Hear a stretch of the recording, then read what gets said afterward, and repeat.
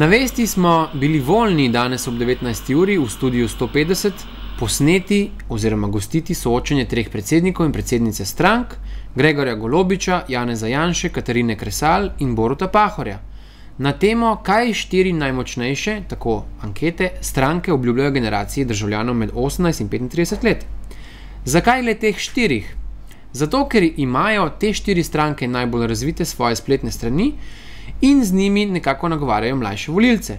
Zato, ker imamo svobodno pravico odločanja o gostih in temah v naših soočanjih in ne nazadnje zaradi kvadrature našega studija, kjer smo že lani ugotovili, da je več kot 500 sodelujočih naenkrat več kot dovolj za enourno oddajo.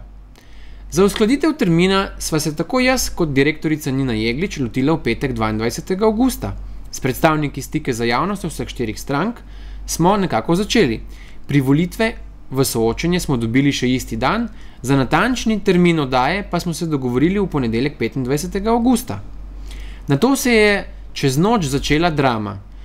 Najprej je svoje pomisleke glede sodelovanja izrazila Katarina Kresal iz Liberalne demokracije Slovenije, nato pa tudi Gregor Golobič iz stranke Zares, ki je celo na spletni strani stranke zapisal, da se ne bo udeležil soočenja na Vesti, ker, citiram, je predsednik SDS Janez Janša izsiljeval soočenje med izključno njim na eni strani in predsedniki 3 opozicijskih strank na drugi.